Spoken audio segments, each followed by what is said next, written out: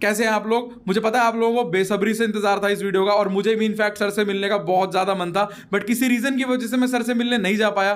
कुछ रिस्पॉन्सिबिलिटीज होती हैं, वो भी जरूरी थी। आप सब लोगों के लिए ना एक बहुत ही अमेजिंग, बहुत ही जबरदस्त सरप्राइज है जो इस वीडियो के एंड में आपको पता लगेगा। तो पहले फटाफट से वीडियो को एंजॉय कर लेते हैं, और फिर बाद में जैसे खाने के बाद आइसक्रीम होती है ना, मजा आ जाता है, वैसे एक बहुत जबरदस्त सरप्राइज होने वाला है आप लोगों के लिए। तो पहले वीडियो एंजॉय करते हैं, फिर सरप्राइज देखेंगे। मैं सर का एक बार फिर से अपने तहे दिल से धन्यवाद करना चाहता हूं, क्योंकि सर ने अपना इतना कीमती समय दिया हम लोगों को। और आप लोग वीडियो को एंड तक जरूर देखना, क्योंकि एक तो ये वीडियो बहुत इंपॉर्टेंट होने वाली है आप लोगों के लिए, और वीडियो के एंड में आप लोगों को एक बहुत ही जबरदस्त सरप्राइज मिलने वाला है। सभी व्यूअर्स को मेरा नमस्कार।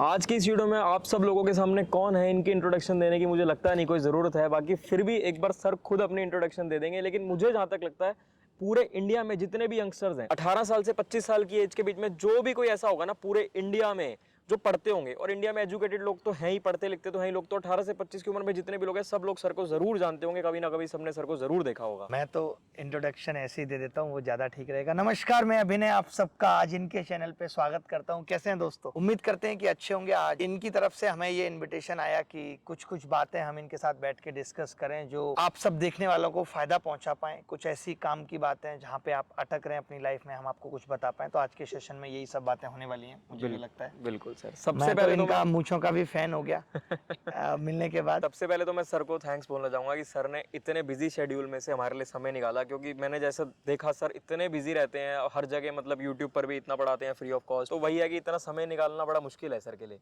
तो मैं ये स्टार्ट करना चाहूँगा, इस चीज़ से पूछना चाहूँगा सर से कि मैं जनरली लोगों को देखता हूँ बहुत स्ट्रेस रहते हैं, और आपके पास तो सर इतना ज़्यादा काम है कि आप तो सारा दिन ही काम में बिजी रहते हो। मुझे लगता नहीं कि फ्री होते होंगे। तो आप कैसे ऐसा रखते हो? कभी लगता ही नहीं सर आपको स्ट्रेस है? बिल्कुल स्ट्रेस फ्री दिखते हो आप। हाँ, मतलब ये चीज मुझे लगता है आप पूछ रहे हैं, मैं भी सोच रहा हूँ कि मैं रहता, मतलब मुझे टेंशन होती नहीं है किसी बात की। जैसे मैं एक चीज टेंशन क्यों भी नहीं होती, उसकी वजह भी क्योंकि मुझे ना कहना एक तो आता है। जैसे कि मेरा शेड्यूल पैक है, मैं ये काम कर रहा हूँ। जैसे अब मैं अगर आप ही का केस लूँ, आपने पूछा कि किस वीकेंड हम मिलेंगे, तो जिस वीकेंड मेरा पैक था मैंने आपको कहा कि नहीं मिल पाएंगे, मैनेज करते हैं, अगले दिन मिलेंगे।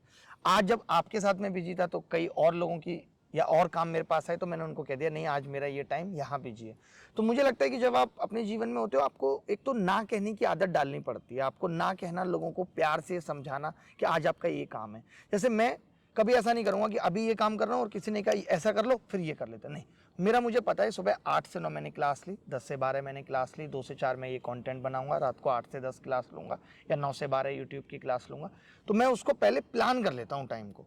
तो फिर क्या है ना, फिर आप पे बर्डन नहीं आता, टेंशन नहीं आती, स्ट्रेस नहीं आता। और थोड़ा बहुत मुझे लगता है कि मेडिटेशन जैसे मैं जरूर करता हूँ, और मेडिटेशन ऐसा नहीं है कि मैं उसके लिए अलग से बैठता हूँ। अंकल, मैं अंकल का भी इंट्रोडक्शन करा देता हूँ। अंकल इनके फादर हैं, और ये खुद जीएसटी इंस्पेक्टर हैं, आप सबको पता ही होगा। और अंकल पहले गवर्नमेंट जॉब में थे, अभी एडवोकेट हैं। अंकल से मिलकर भी बहुत अच्छा लगा। तो अंकल, मेरा ये रहता है कि मैं ये नहीं करूँगा कि अलग से कोई मेडिटेशन के लिए टाइम निकाल रहा हूँ। जैसे मैंने ये जाना है कि मेडिटेशन इज द अच्छी सांसें लेना, गहरी सांसें लेना। तो मैं अपनी जब मुझे याद आता है तो मैं वो काम करता रहता हूँ कि मुझे हल्का सा फील हुआ टेंशन, मैंने गहरी सांसें। और फिर एक चीज और होती है कि जब आप अच्छा करते हैं तो उस चीज की एक पॉजिटिव एनर्जी आती है। लाइक जैसे मैं यूट्यूब पे पढ़ाता हूँ, तो मैं वहाँ 3 घंटे खड़ा होता हूँ, मुझे कब नहीं पता होता कि कब वो 3 घंटे गुजर गए। तो वहाँ से मुझे एक बहुत पॉजिटिव एनर्जी मिलती है। जब मैं बच्चों के कमेंट देख लिया, अरे सर आप बहुत अच्छा कर रहे हो, मैं गांव में हूँ, मैं कोई कोर्स नहीं खरीद सकता था, आपके इस पढ़ाने से मुझे बहुत कुछ सीखने को मिल रहा है और मैं पक्का सिलेक्शन लेके दिखाऊंगा। तो ये कुछ चीजें ना आपको पॉजिटिव बनाए रखती हैं, अच्छी चीजें।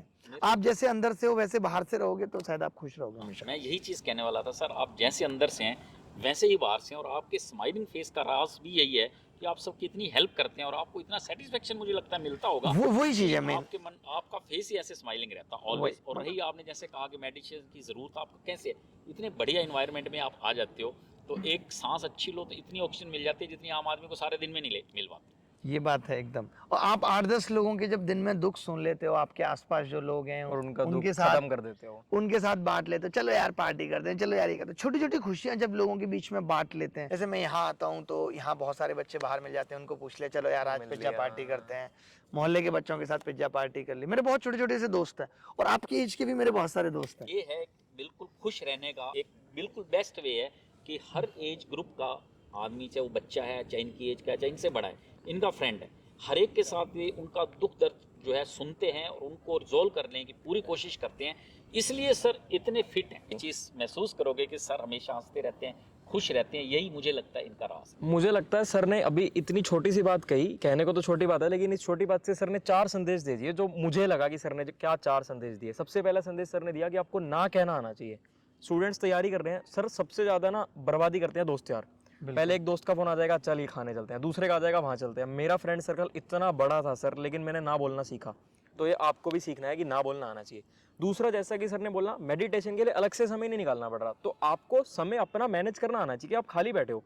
मान लो आप किसी दोस्त की वेट कर रहे हो, 15 मिनट है, 15 मिनट में सर मैथ्स तो नहीं पढ़ सकते, लेकिन 15 मिनट में वो कैब तो पढ़ सकते हैं ना। वो कैब की फोटो खींच के रख ली फोन में पढ़ लिया। स्ट्रेस केवल तभी होता है ना जब हम जो सोचते हैं वो नहीं कर पाते, बिल्कुल, उसकी वजह है यही है। तो अगर हम ये सोच लें कि हम कैसे करेंगे जो हमने सोचा है और उस सॉल्यूशन को फाइंड कर लें, तो स्ट्रेस की कोई वजह ही नहीं। वही टाइम मैनेजमेंट बहुत जरूरी है, बहुत तीसरा। जरूरी है। और चौथा ये है कि सर आपको ना पॉजिटिव देखनी है हर चीज में। जैसे कि मैं आपको देखता हूँ हमेशा ना हर चीज में पॉजिटिव ढूंढते हैं। अगर कोई आपके बारे में नेगेटिव भी बोले, वैसे तो सर सभी लोग आपके बारे में पॉजिटिव बोलते हैं, लेकिन फिर भी सर कहीं ना कहीं कुछ लोग ऐसे होते हैं जो नेगेटिव बोल देते हैं, तो आप उसमें भी पॉजिटिविटी ढूंढते हो। जितना मैंने ऑब्जर्व किया, हमेशा मैंने पता नहीं मुझे ऐसा हो गया अंकल, पता नहीं आप शायद एज ने समझ पाए, मुझे कुछ बुरा नहीं लगता। जैसे कोई मुझे बताए यार तुमने ये गलत किया, तो मैं उसी पल ये जरूर सोचता हूँ कि कहीं किया तो नहीं है गलत। मतलब मैं तुरंत उस बात को खुद से मान के देखता हूँ। मतलब मुझे ऐसा लगता है आप लर्निंग तभी आ सकते हैं जब आपको अपनी मिस्टेक पता तो चले। और देखो सर कितने ब्रॉड माइंडेड हैं। अगर कोई इनके लिए नेगेटिव कमेंट भी देता है, वैसे तो शायद ही कोई देता होगा, तो उसमें देखते हैं कि वाकई वो कमज़ोरी है तो उसको दूर किया जाए, और नहीं है तो चलो जिसने दिया है दिया है। तो मुझे नहीं लगता इनमें कोई कमज़ोरी है। मतलब इसीलिए शायद बुरा भी नहीं लगता, क्योंकि जब आप गलत नहीं करोगे, कोई कह भी दे तो आपको बुरा नहीं लगेगा। तो बुरा ना लगने की वजह ये, और टाइम मैनेजमेंट जैसे आपने कहा ना, स्ट्रेस की वजह वही। अब आप मोबाइल पे 1 घंटे खराब कर लोगे तो आपको खराब लगेगा, ऑब्वियस सी बात है। तो जो हम कर रहे हैं हर दिन, जो हम कर रहे हैं, ठीक है आज हमने कुछ गलतियां की, तो कल हमें आज की गलतियों से सीख के आगे बढ़ना है। क्योंकि मैं एक चीज बड़ा खूबसूरत तरीके से कहता हूँ कि एक जीवन पर्याप्त नहीं है सभी अनुभवों के लिए, बिल्कुल। औरों के जीवन से सीखना पड़ेगा। जैसे मैंने अंकल से आते ही तुरंत पूछा कि आप कैसे फिट रहते हैं, कैसे अपने आप को ठीक रखते हैं और आपके साथ इन्वॉल्व रहते हैं। मैं हर चीज़ जानने की कोशिश करता हूँ। कहीं भी जाऊँगा, कोई बच्चा अपने पिताजी के साथ है, मैं उससे पूछ लूँगा बेटा आपका कैसा है। मतलब मुझे सबसे बात करने की आदत है। सर मैं एक चीज और पूछना चाहूंगा आपसे कि आपकी कई साल पहले सरकारी नौकरी लग गई थी, और आज की डेट में भी सरकारी नौकरी बहुत बड़ी बात है। कुछ साल पीछे चले जाओगे तो और बड़ी बात होती और थी। बड़ी बात है। उस समय पर आपने सरकारी नौकरी ना करके ये डिसीजन लिया कि मैं सरकारी नौकरी नहीं करूंगा, मैं और लोगों की सरकारी नौकरियां लगवाऊंगा। सर ये एक लाइफ चेंजिंग डिसीजन है, क्योंकि ये जिंदगी की, ये भी हो सकता है कि लाइफ को पॉजिटिव वे में भी बहुत अच्छा चेंज कर दे, और हो सकता है नेगेटिव वे में भी चेंज कर दे। तो वो कहाँ से आप में इतनी हिम्मत आई, और कैसे आपने किया कि मैं ये ना करके ये करूँ? मतलब मुझे ऐसा लगता है, अगर जब मैं अपने बचपन में, अतीत में झांक के देखता हूँ कि मुझे बनना तो टीचर था, जिस हिसाब के मेरे थॉट्स थे या जिस हिसाब की मैं चीज़ें सोचता था कि बहुत सारे लोग मुझसे जुड़े रहें। लेकिन अब आप समझ सकते हैं कि हमारे दौर में, अब तो फिर भी आसान है, लेकिन 2012-11 के दौर में टीचर को एक अपना लाइफ का प्रोफेशन बनाना बहुत मुश्किल था। मैं सोचता तो था कि मुझे ऐसा कुछ बनना है, बट मुझे नहीं बताती कि टीचर बनना है। तो उस वक्त तो ऐसा कह सकते हैं कि सरकारी नौकरी थी। मैं अपने किसी भी टाइम को ये नहीं करना चाहता था कि यार मैं उसके इंतजार में खराब कर दूं। मैं कॉलेज से निकला, मेरा प्लेसमेंट हुआ, तो प्लेसमेंट के बीच में 7-8 महीने का गैप था, तो मैंने सोचा सरकारी नौकरी की तैयारी कर लेते हैं। और मैं हमेशा सोचता यही था कि कुछ नहीं होगा, चलो ठीक है MTS तो निकाल लेंगे। मुझे आज भी याद है जब हम गाँव से आए थे, और मेरे अब सर पिताजी को कितने यही कहा। इंस्पेक्टर लगवा दिया आपने, कितने इंस्पेक्टर आपकी दुआ से लगे हैं और आपकी वजह से लगे हैं। तो मेरा ये था, जब मैंने पढ़ाना शुरू किया तो मैंने देखा कि यार पढ़ाने में तो बहुत गैप है, बहुत खाई है। लोग तो जो चीज़ें ठीक तरीके से पढ़ानी चाहिए वो नहीं पढ़ा रहे हैं। मुझे पता नहीं कैसे इतनी सारी नई चीज़ें, नए आपने तरीके, आपने पढ़ने के बाद अगर कभी देखा हो तो मैं जीरो करना, ये सब नए कॉन्सेप्ट्स ट्रिक्स मेरे पास थे, ये कहीं नहीं थे। मतलब एक इतने अजीब कॉन्सेप्ट जो किसी किताब में नहीं है, कोई पढ़ा नहीं रहा।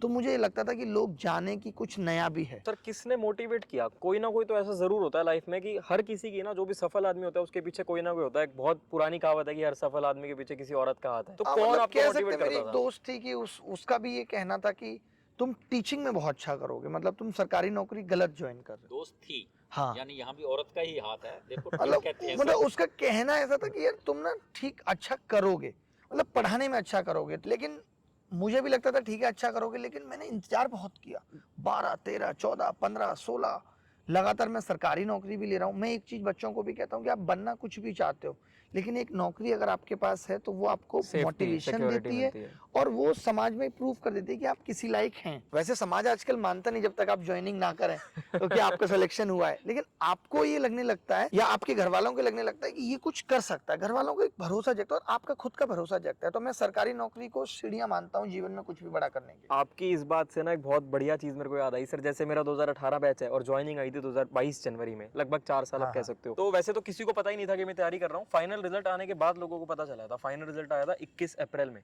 उसके बाद भी ज्वाइनिंग में लगभग 7-8 महीने लग गए। तो लोगों को ये लगता था कि हम पागल बना रहे हैं दुनिया का, कि ये तो पागल बना रहा है, इसका कोई सिलेक्शन विलेक्शन नहीं हुआ।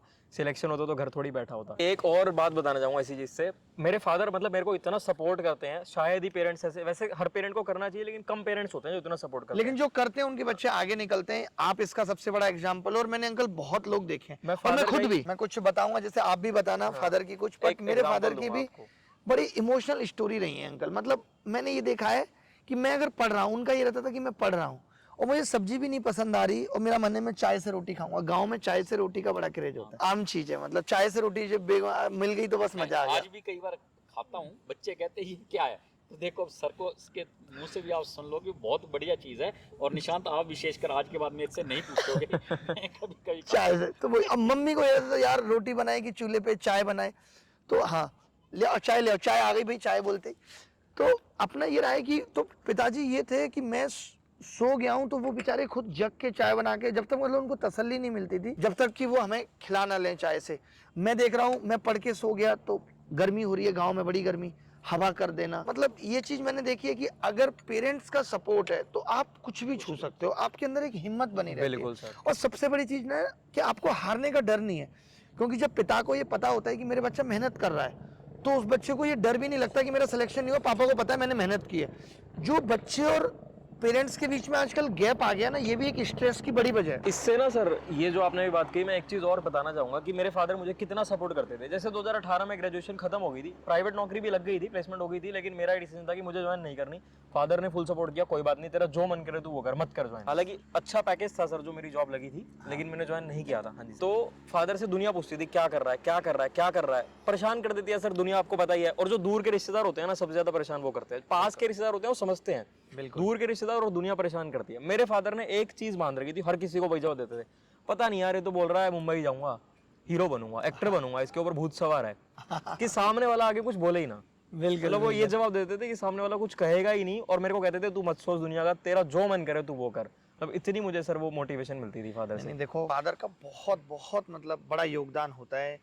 हमें हार का डर नहीं लगता, हमें लगता है कि मैं जीत ही जाऊंगा। जब एक इंसान मेरे पीछे खड़ा है, वो अपने जीवन के अनुभव सिखाता है, वो बताता है कि कैसे टूटने से बचना है, हर चीज़। आज खैर बच्चे भी कुछ मैं ही कहूँगा आपके चैनल के माध्यम से कि अंकल ऐसे हो गए हैं जो पेरेंट्स को कंसिडरेशन ही नहीं देते। बिल्कुल, ये भी बात है। सिर्फ सारा रोल ये नहीं है कि पेरेंट्स सपोर्ट करना चाहते हैं बट बच्चों को लगता है नहीं ये हमें क्या सलाह देंगे। एक चीज़ है सर, मैं कहना चाहूँगा पेरेंट्स को कभी ये नहीं सोचना चाहिए कि बच्चों से हमें कंसिडरेशन लेना है। हाँ, तो एक बिजनेस हो गया ना। बिल्कुल बिल्कुल। प्यार स्नेह नहीं है।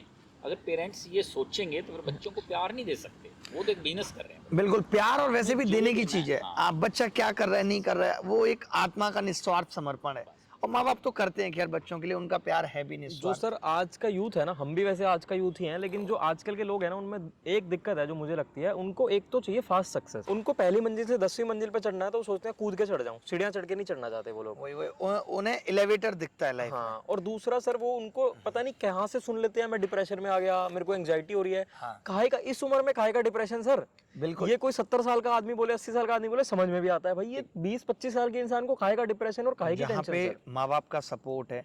और उन बच्चों को ज्यादा दिक्कत है जिन्होंने सपोर्ट को भुनाया नहीं। अब माँ बाप का एक लिमिट है कि भाई उनके पास कोई बहुत पैसा नहीं है, उन्होंने 1-1.5 साल आपका सपोर्ट किया, आपको भी ये बात पहले से पता थी कि 1-1.5 साल में मुझे सिलेक्शन लेना है, लेकिन आपने नहीं मेहनत की। कहते हैं ना आज लग जा गले फिर कभी ये हंसी रात हो ना हो। यानी जब मौका मिले जीवन में तो उसको भुनाना भी है।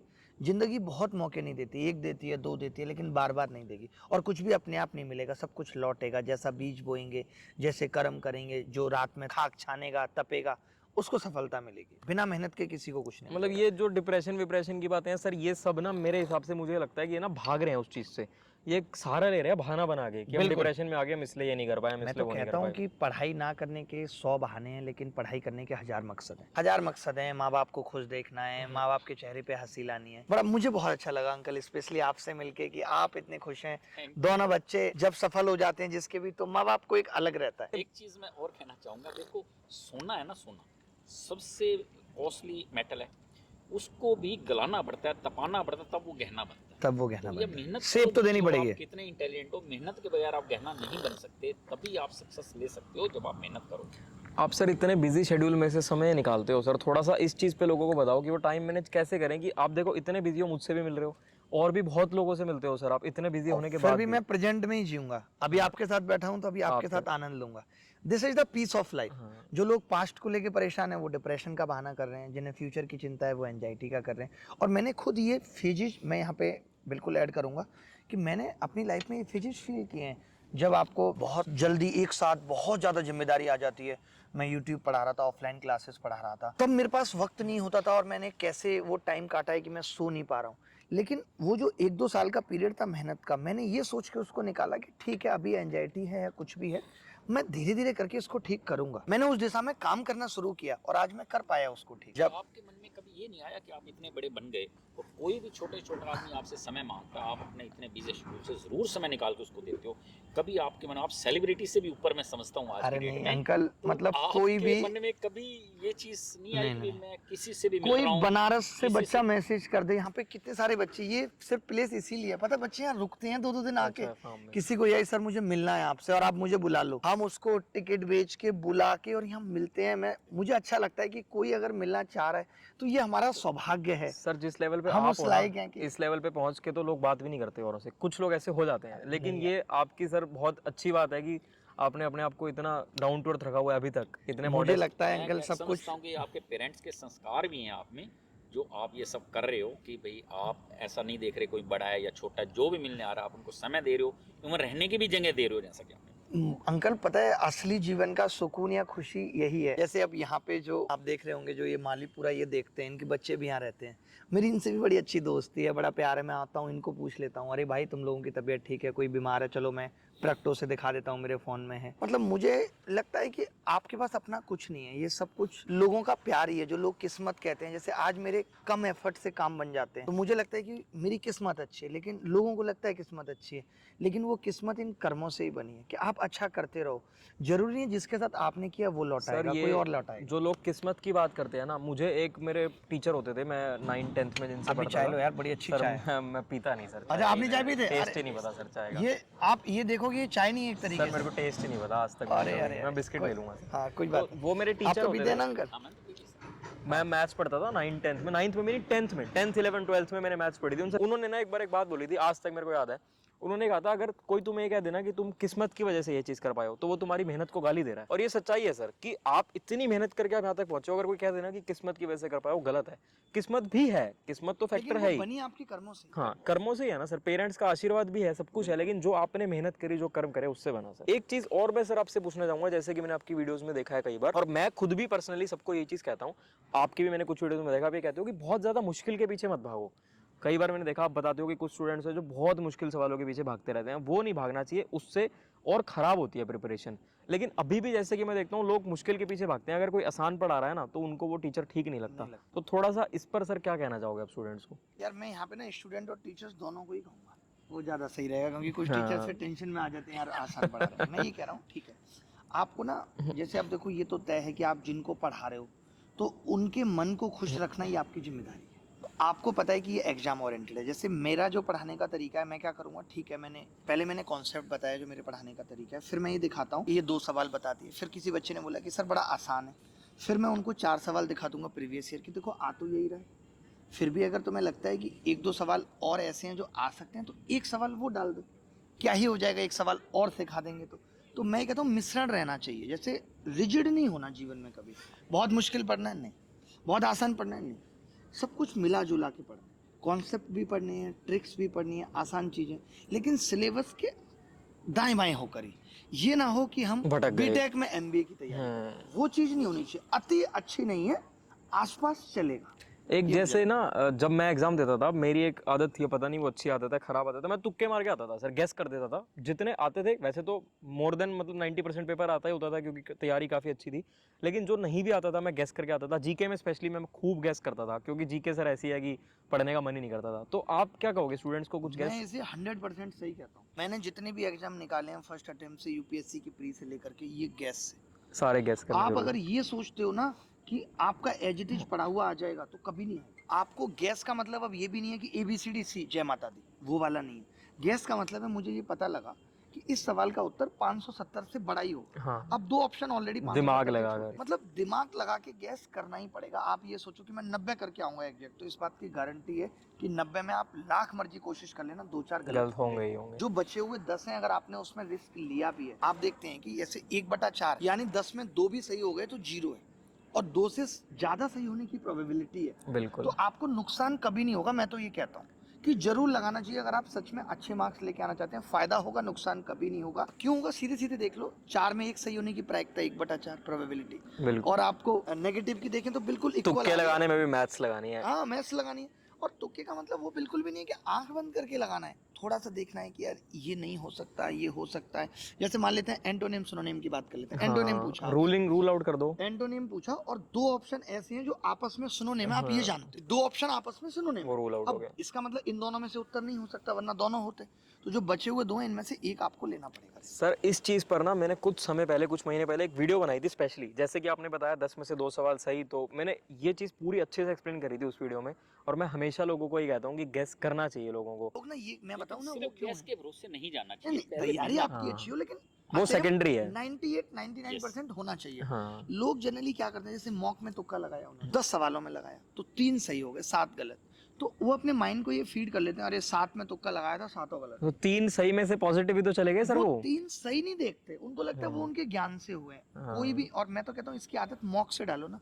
आप मॉक में लगाओ और देखो आपने 10 गैस लगाए थे, कितने सही है। आपको अगर ये लगता है कि आपकी किस्मत इतने खराब पेन से लिखी गई है कि कभी आपका एक भी सही नहीं हो रहा, तो मत लेना। लेकिन ये आप मॉक में तो अप्लाई करके देख सकते मैं हैं। थोड़ा सा क्या करता था सर, जैसे अगर मुझे 10 सवालों में तुक्का लगाना ना, तो मैं 10 के 10 सी कर देता था। 10 मतलब 10 के 10 सेम कर देता था, क्योंकि अगर आप सारे सेम कर दोगे ना, तो कहीं ना कहीं मुझे लगता है प्रोबेबिलिटी ज्यादा होगी कि आपके ज्यादा सही हो पाएंगे। 2 सही होने की। हाँ, 2 सही तो जरूर हो ही जाएंगे, तो आप माइनस में नहीं जाओगे, कहीं ना कहीं आप प्लस में ही रहोगे। मुश्किल है माइनस में। हम नहीं गए, हमारे इंग्लिश में हमेशा इंग्लिश कमजोर थी, फिर भी एग्जाम लगातार निकाला तो इंग्लिश इतनी तो आती थी कि सिलेक्शन ले सके। सर एक चीज और, लोग ना बहुत ज्यादा जल्दी कि 2 महीने पढ़ के तैयारी निकाल लो, 3 महीने में पढ़ के तैयारी निकाल लो। क्या ये चीज संभव है? क्या कोई 3 महीने में पढ़ के SSC सीजीएल क्रैक कर सकता है? नहीं, जैसे अब मान लेते हैं किसी की एप्टीट्यूड बहुत अच्छा है, उसने कैट की तैयारी की हुई है, इंग्लिश बहुत अच्छी है, शुरू से इंग्लिश मीडियम में पढ़ा है, तो उसके लिए 3 महीने सिर्फ प्रैक्टिस के हैं और थोड़ा बहुत GS पढ़ने के, तो वैसा बंदा कर सकता है। बट मुझे लगता है कि मिनिमम 6 महीने तो चाहिए। 6 महीने सच्ची चाहिए तैयारी के लिए। हाँ, अच्छी और सच्ची तैयारी के लिए 6 महीने चाहिए। अब एक आध लोग ऐसे होते हैं जो निकाल देते हैं, हम सोचते हैं मुझे वैसा ही बनना है, तो उसे हम एक्सेप्शन कहते हैं। और मैं एक चीज कहता हूँ कि अपवाद तब जगह है, और अपवाद को टारगेट नहीं बना सकते। अपवाद तो इतिहास बनाएगा। कोई ये सोचे कि मैं पहले 10th में फेल होऊंगा फिर सचिन तेंदुलकर बनूंगा, पॉसिबल नहीं। और जो हिंदी मीडियम से कुछ लोग हैं ना सर, क्योंकि जैसा कि मुझे जितना पता है आप भी शायद हिंदी मीडियम से ही हो सर, हाँ। तो हिंदी मीडियम वाले बहुत डरते हैं सर। लेकिन आपका एग्जांपल अगर दें सर, आप हिंदी मीडियम के होते हो, इतनी बार आपने सिलेक्शन ली और आज भी आप कितना एक्सेल कर रहे हो सर अपनी लाइफ में, तो वो चीज मुझे लगता है यार हिंदी इंग्लिश से बहुत फर्क नहीं पड़ता है। एक टाइम में जब आप सफल होगे ना, तो आपके अंदर वो कॉन्फिडेंस आ जाएगा। वो सफल ना होने तक ये डर है कि हिंदी और इंग्लिश। आज मैं विदेश जाकर भी अगर कोई मीटिंग करता हूँ किसी से, तो हमारी कंपनी है, मैं जहाँ भी, जैसे कुछ मेरे बिजनेसेस हैं, तो लोग ट्रांसलेटर खुद से भेजते हैं, लेके आते हैं। मैंने देखा अभी पिछले कुछ महीने में मेरी साउथ की 1-2 कंपनियों से मीटिंग हुई, तो उनको ये पता होता है पहले से कि सर इंग्लिश नहीं बोलेंगे, तो एक ट्रांसलेटर मीटिंग में बैठाया ये होती है सर सफलता। तो इसका इसलिए कोई टेंशन की बात नहीं। हम पे कभी प्रेशर नहीं रहा कि मुझे इंग्लिश में ही बोलना है या हिंदी में बोलना है। और मैं इंग्लिश भी बोलता हूँ तो अपने लेवल की बोलता हूँ, टूटी फूटी जो मुझे अच्छी आती है। देखो, इसको बोलते हैं सफलता, कि सामने वाला आपकी लैंग्वेज पे आए, ना कि आप उनकी लैंग्वेज पे जाए। और सर ये आप हिंदी में हो या इंग्लिश में हो, किसी को घबराना नहीं। अरे हिंदी हमारी मातृभाषा, हम तो प्रमोट करते हैं जो हिंदी में इमोशंस ला सकते हैं। ये सर सिर्फ एक कम्युनिकेशन का ही तो तरीका है ना। इसको लोगों ने ना एक स्टैंडर्ड बना लिया कि भाई इसको इंग्लिश बोलनी नहीं आती यार, ये तो अनपढ़ है। ये लोगों को लगता है कि ऐसे इंग्लिश बोल दे मेट्रो में किसी ने, ओ एक्सक्यूज मी, एब्सोल्युटली, ये वो, तो लोगों को लगता है ये बहुत हाई और फाई है। जबकि हमारा देश हिंदी को कितना प्रमोट करता है सर, हिंदी पखवाड़ा मनाया जाता है हर साल। और लेकिन आज भी लोगों की मेंटेलिटी तो वैसी है, जैसे मैं भी कहीं जाके नॉर्मल भाषा में बात करूंगा तो लोगों को लगता है अरे लल्लू। लेकिन कई बार इंग्लिश बोलते हुए ऐसे शब्दों का प्रयोग करते हैं। एक बार मैं मेट्रो में जा रहा था, 2 लड़कियां आपस में इंग्लिश में बात कर रही थी। एक कहती, I have seen so many इंसान्स, तो मैंने ये फैक्ट है सर, हाँ। ये कोई जोक नहीं सुना रहा।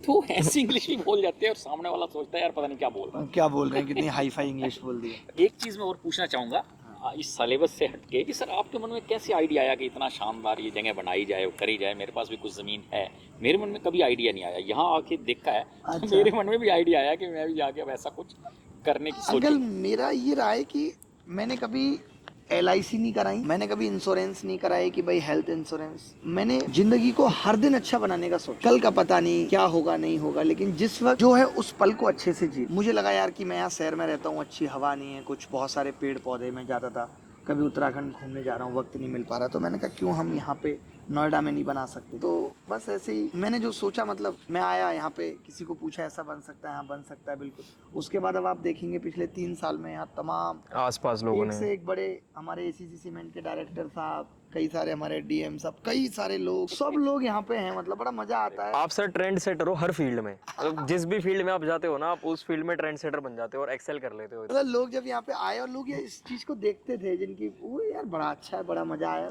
लोगों से बातें हुई, दोस्ती, तो बहुत अच्छा लगता है यहाँ पे। जैसे क्रिकेट, जैसे मैं लॉकडाउन जब लगा तो लॉकडाउन से पहले जिंदगी बड़ी तितर बितर सी थी, कंप्यूटर की फाइल्स यहाँ वहाँ थी, सब कुछ अलग था। तो मैं लॉकडाउन को देख के बहुत खुश था कि यार चलो ठीक है, कुछ दिन वक्त मिलेगा, आराम मिलेगा तो सब सेट करें। तो मैंने उस टाइम पे बहुत आत्मचिंतन किया, जिंदगी क्या है, सब कुछ सीखा।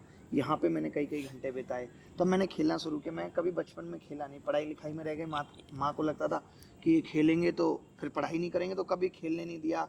गांव में रहते थे तो गांव के बच्चों के बीच में ज़्यादा नहीं जाने दिया। मतलब मैं ये मानो अंकल कि मेरे साथ के जो बच्चे हैं, जो 8th 9th तक मेरे साथ पढ़े हैं गांव में, उसमें कई तो ऐसे हैं जो इस एज पे ही चले गए, लाइफ बहुत पीने लगे या ऐसा कुछ होने लगा। जो मेरे कुछ 1-2 दोस्त हैं गाँव में, मैं उनको भी कहता हूँ आप नोएडा आ जाओ भाई, यहाँ पे कुछ काम कर लो। वो आप ऐसे समझो कि कोई सब्जी की रेडी लगा रहा है, उस लेवल पे मैं उन लोगों के बीच में रहा हूँ, उन लोगों के बीच में। तो कभी खेला कूदा नहीं। तो यहाँ पे जब लॉकडाउन हुआ तो मैंने कहा हेल्थ के बारे में सोचने का मौका मिला कि शरीर है तो सब कुछ है। तो मैंने हल्का फुल्का क्रिकेट खेलना शुरू किया। तो मैं ऐसे डरा नहीं, जैसे लोगों ने कहा आप क्रिकेट नहीं आ सकते, और सही बात थी, नहीं आ सकती। तो मैंने बोला कोई बात नहीं, रनअप लंबा। अच्छी लगती है या बॉलिंग? मैं बॉलिंग पे ज्यादा फोकस करता हूँ, क्योंकि मुझे लगता है कि मेरा रनअप शोएब अख्तर से भी लंबा है और मैं इतनी तेज भाग के आता हूँ। आज मौका नहीं रहा कि हम आपके साथ खेलते, कि मैं हाथ नहीं घुमा पाता, इतना तेज मेरा रनअप है।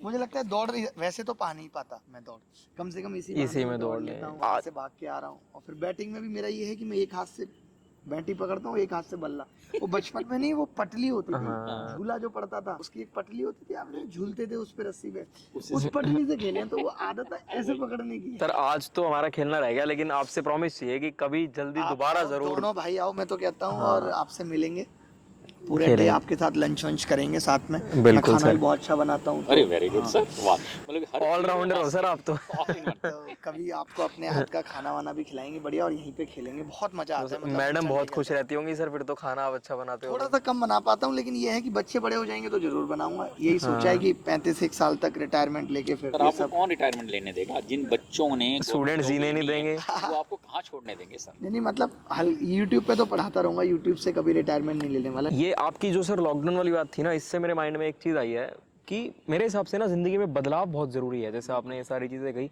देखो लॉकडाउन था, आप वेल इक्विप्ड थे, आप स्टार्टिंग से ऑनलाइन प्लेटफॉर्म पढ़ा रहे हैं, तो आप उस दौरान भी स्टूडेंट्स को पढ़ा पाए लॉकडाउन होते हुए। तो ये वही चीज़ है कि बदलाव करते रहे आप। अगर आप बदलाव नहीं करते उस समय पर, तो शायद आप नहीं पढ़ा पाते उस समय पर। मुझे तो ऐसा लगता है कि अपडेशन के बिना कुछ नहीं है। आप देखोगे कि मैं पहले A to Z क्वांट पढ़ाया, मैंने यूट्यूब पे कई सारे बैचेज पढ़ा चुका हूँ, लेकिन आज भी लोगों के साथ इंगेजमेंट है, उन्हें पढ़ा पा रहा हूँ, अच्छे से समझा पा रहा हूँ। तो उसके पीछे वजह यही है कि अपडेट, अलग तरीके से पढ़ाना, उनको ऐसे पढ़ाना कि अब और अच्छे से समझ में आए, अब और। तो अपडेशन तो सबको करना तो इस चीज़ को एस्पिरेंट्स को अपनी लाइफ में करना चाहिए कि जैसे जैसे एग्जाम का पैटर्न थोड़ा बहुत चेंज होता है, उनको उस हिसाब से अपने आप को अपडेट करते रहना चाहिए। उनको अपडेट का सबसे बड़ा वजह तो ये है कि आप पिछले साल फेल हो, लेकिन आप अपनी रणनीति में बदलाव अभी भी नहीं कर रहे, तो क्या होगा? फिर फेल हो जाओगे।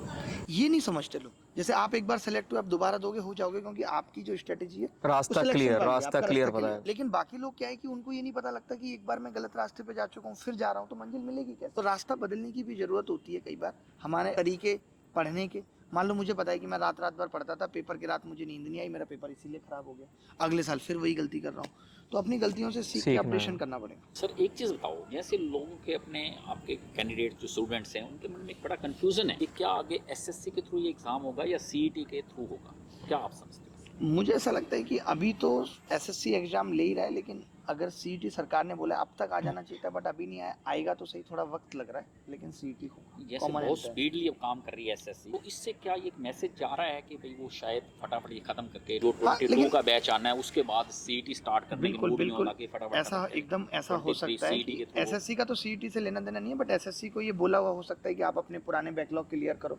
ताकि अब सीईटी अप्लाई किया जाए। लेकिन तो सर हो सकता है ये शिक्षा में बदलाव होना हाँ। जरूरी है और ऐसी चीजें आना जरूरी है। कुछ लोग ना डर रहे हैं इस चीज से। मुझे लगता है डरने की जरूरत नहीं है, क्योंकि चाहे सीईटी ले चाहे कोई मर्जी ले, आपका पेपर 2 जमा 2 हमेशा 4 रहेगा बिल्कुल। और जो ग्रामर के रूल्स हैं वो हमेशा वही रहेंगे, जो कैप है वही रहेगी। कुछ डरने की बात है नहीं। आप बहाना बना के नहीं निकल सकते। जो रिसोर्सेज हैं, जो हालात होंगे, सीईटी होगा सबके लिए होगा। तो आप ये नहीं कह सकते कि सीईटी होगा तो मेरा सिलेक्शन नहीं हो पाएगा, क्या होगा। तो फिर अगर आप इतना ही सोच रहे हो तो निकालो ना सीजीएल 2022, हाँ, लग जाओ, जी जान लगा दो। ये तो ना अगर सीईटी से सच में डर है तो उस डर को इस एग्जाम में भुना लो। लोग ना अब इसी बात से, जैसे मैं बातों से मुझे कुछ ना कुछ याद आ जाता है। अब इस बात से मुझे एक चीज ये ध्यान आई कि बहुत सारे लोग ये बोलते हैं कि आज की डेट में ना सिलेक्शन लेना बहुत मुश्किल हो गया। आज से 5-7 साल पहले बहुत आसान था। जैसे 11, 12, 13, 14 आपने भी उस समय सिलेक्शन लिया, मेरे ब्रदर भी उस समय के सिलेक्टेड हैं। लेकिन मुझे लगता है वो बिल्कुल गलत कहते हैं सर, क्योंकि उस समय रिसोर्सेज नहीं थे। आज रिसोर्सेज कितने हैं। हमने जब सीजीएल की पहली तैयारी की थी तो सिर्फ एक किताब चारों सब्जेक्ट्स की आती थी। बिल्कुल। मेंस में जाके एक किताब गणित की अलग से निकली थी, वो भी पहली बार निकली पब्लिकेशन वो एक ही किताब ने उस समय पर इतना था कि वो एक ही किताब चलती थी। चलती थी। तो ऐसा नहीं है, अब तो बहुत आसान है। आप घर बैठ के पढ़ सकते हैं, एसएससी की तैयारी घर बैठ के कर सकते हैं। आपका आने जाने का समय बच रहा है, आप परिवार के बीच में रह के पढ़ सकते हैं। बहुत सारा स्कोप है। आप कितनी नई नई चीज़ें सोचो। हम उस टाइम नई चीज़ें जैसी मैं सिखा रहा हूँ कोई सिखा देता, हम कहाँ से कहाँ पहुंच जाते। अमेरिका पहुंच जाते सीखने, अगर कोई ऐसे सिखा रहा होता तो अब बहुत अलग हैं चीज़ें। कंपटीशन बढ़ गया, ये कह सकते हैं। रिसोर्सेज भी बढ़ गए ना सर, लेकिन Resources उस भी हिसाब बढ़ से गए हैं और वो हमेशा रहेगा। परिवर्तन का दौर है, हर चीज में ही बढ़ रहे हैं, सिर्फ आपके ही फील्ड में नहीं है। बिल्डर से लेकर के आप बिजनेस कर लो, उसमें भी है। कंपटीशन हर जगह है, स्ट्रगल हर जगह है, मुश्किल हर जगह है। कोई आपको ये कहता है यार मेरा बिजनेस, आप किसी से भी बात करोगे हर आदमी कहेगा कि मेरे बिजनेस में मुश्किल है, मेरे काम में मुश्किल है। तो मुश्किलें हर जगह हैं। मैं हमेशा कहता हूँ परेशानियां हमेशा रहेंगी, वजह बदलती रहेंगी। दूसरे की थाली में घी सबको ज्यादा लगता ही है सर, परेशानियां नहीं पता होती। देखो सर ने कितनी अच्छी बातें बताई। हमारे व्यूवर्स को सर ने बताया है कि आपको किसी चीज़ से नहीं डरना है, मेहनत करनी है, डट के मेहनत करो और ये समझो कि सीजीएल जो 2022 अब आने वाला है वो आपका लास्ट एग्ज़ाम है, ताकि आप उसको क्रैक कर पाओ। और यही सोच मन में आएगी तो आपको क्रैक करना है। और सीट्स के वगैरह में नहीं सोचना कि ज़्यादा है या कम है, आपको एक ही सीट चाहिए, वो सीट आपको लेनी। तो ये सारी चीज़ें सर ने आप सबको बड़े अच्छे से समझाई हैं। इतना अच्छा सर ने समय दिया हमें, तो भाई हम आप सबकी ओर से और अपनी तरफ से सर के बड़े आभारी हैं। बहुत बहुत सर का बहुत धन्यवाद। अच्छा लगा हमारी आपसे तरफ से। मिलके और मैं तो बहुत सीखता मजा हूँ। आया। तो भाई सबकी तरफ आपकी से एनर्जी इस टाइम भी इतनी है, मतलब लाइफ की सेकंड इनिंग में आप इतना अच्छा कर रहे हैं, इतना इन्वॉल्व हैं। सीजीएल क्या है, वीडियो, ये सब मुझे देखना सर बहुत age is just a number, ये सच करके दिखाया है सर। ये age is just a number वाली कहावत है ना, ये बिल्कुल सच करके दिखाई है। ठीक है। एडवोकेट तो मैं हूँ ही, जॉब भी मैंने देखो 30 साल 33 की है, 33 years। मैंने जॉब भी की है, गवर्नमेंट जॉब की है 33 ईयर्स। ओहो। और ये भी सब तो ठीक है सर, जो बहुत एक्सपीरियंस बहुत होता अच्छा है लगा ना बहुत अंकल बड़ी आपसे चीज़ होती है। मिलके, बहुत अच्छा लगा आपसे। आप सर कोई एक मैसेज हमारे व्यूअर्स को देना चाहो सर, वीडियो जाते यार जाते मैं एंड में। तो यही कहूँगा कि डरना नहीं है। मैं कहता हूँ ना कि ऐसा कोई पतझड़ नहीं जिसके बाद पेड़ों पे पत्तियां ना लौटी हों, ऐसी कोई सड़क नहीं जो शहरों को चीरते हुए पते पे ना पहुंची हो, ऐसी कोई रात नहीं जिसके बाद सवेरा ना हुआ हो। वक्त सबका बदलता है, बस सब्र रखना है, आपका भी बदलेगा, सारा जहां अपना होगा। धन्यवाद, थैंक यू वेरी मच। तो भाई वीडियो में तो बहुत मजा आया। अब बारी है सरप्राइज की। तो यार सरप्राइज ऐसा है कि आप सबके लिए बिल्कुल फ्री ऑफ कॉस्ट, मतलब बिना कोई पैसा खर्च करे सरकारी नौकरी की तैयारी के लिए हमने एक नया चैनल बनाया है। उसका नाम है कपूर गुरुकुल क्लासेस। उस चैनल का लिंक भी आपको डिस्क्रिप्शन में दे देंगे हम, और आप चाहो तो आप उस पर सर्च करके भी जा सकते हो। अब जाओ उस चैनल को सब्सक्राइब करो, मैक्सिमम से मैक्सिमम लोग सब्सक्राइब करें और अपने दोस्तों को भी बोले सब्सक्राइब करने के। जैसे ही उस चैनल में 5000 सब्सक्राइबर पूरे हो जाएंगे, वहां पर वीडियोस आनी धड़ाधड़ शुरू हो जाएंगी। निशांत सर, आप क्या बोलना चाहोगे इस बारे में? मैं बस यही बोलना चाहूंगा कि जितना जल्दी हो सके उतना जल्दी उस चैनल पर जाकर 5000 सब्सक्राइबर पूरे करवा दो। 5000 सब्सक्राइबर पूरे होते हमारा प्रॉमिस है कि आप सब लोगों के लिए सरकारी नौकरी के लिए फ्री ऑफ कॉस्ट वीडियोस आने लग जाएंगी। सरकारी नौकरी के जितने पेपर होते हैं, स्पेशली एसएससी से रिलेटेड जितने भी एग्जाम्स हैं, उन सभी एग्जाम्स के लिए फ्री में आप लोगों को पढ़ाया जाएगा। फ्री है, लेकिन फ्री का मतलब ये नहीं है कि खराब होगा। फ्री होते हुए भी बेस्ट क्वालिटी आप लोगों को दी जाएगी। फटाफट से चले जाओ कपूर गुरुकुल क्लासेस, सर्च करो यूट्यूब पर और डिस्क्रिप्शन में भी लिंक है। तो कपूर गुरुकुल सारे सब्जेक्ट्स होंगे वहां पर, कोई एक सब्जेक्ट नहीं होगा। मैथ्स, इंग्लिश, रीजनिंग, जीके तो आपको ऐसे पढ़ाने का सोच रहे हैं हम लोग कि आपने कभी सोची नहीं होगी। जाओ उसको एंजॉय करो। लेकिन सब्सक्राइब करना मत भूलना, क्योंकि आप सब्सक्राइब करोगे तभी तो वीडियोस आएंगी। 5000 सब्सक्राइबर होंगे तभी वीडियोस आनी स्टार्ट होंगी, और रुकेंगी नहीं। हम कोशिश करेंगे कि धड़ाधड़ वीडियोस आती जाएं आप लोगों के लिए, हमेशा रुकेंगे। ऐसे ऐसे ऐसे करा सकते हो यार आप लोग 5000 सब्सक्राइबर। हमारी 1.5 लाख से ऊपर की ऑडियंस है निशांत सर। ये ऑडियंस चाहे ना 1 मिनट में 5000 सब्सक्राइबर हो जाएंगे। मुझे तो लग रहा है कि वीडियो खत्म होते ही आपको उस चैनल पे वीडियो डालनी मुझे पड़ेगी। ऐसा लगता है कि आज ही उस पे 5000 सब्सक्राइबर हो जाएंगे और आज ही आप उस पे वीडियो डालोगे और सारे बच्चे वीडियोस को एंजॉय करेंगे, अपनी तैयारी करेंगे और इंस्पेक्टर बनने के सपने लेने स्टार्ट करेंगे। बस फिर 5000 सब्सक्राइबर पूरे होते ही वीडियोस आ जाएंगी उस चैनल पर। तो ठीक है भाई, फिर मिलेंगे अगली उस चैनल वीडियो पे। में। तब तक भाई अपने माँ बाप को हंसाते रहो। माँ बाप की हंसी और आशीर्वाद में बहुत ज्यादा ताकत होती है ना पापा। तो भैया मौज लो, रोज लो, ना मिले तो खोज लो। फिर मिलेंगे अगली वीडियो में। और ये जो माँ बाप के आशीर्वाद की वजह से हम लोग आज यहाँ खड़े हैं, क्योंकि हमारे पेरेंट्स का आशीर्वाद है हम लोगों के ऊपर। तो आप भी अपने पेरेंट्स का आशीर्वाद लेते रहना हमेशा।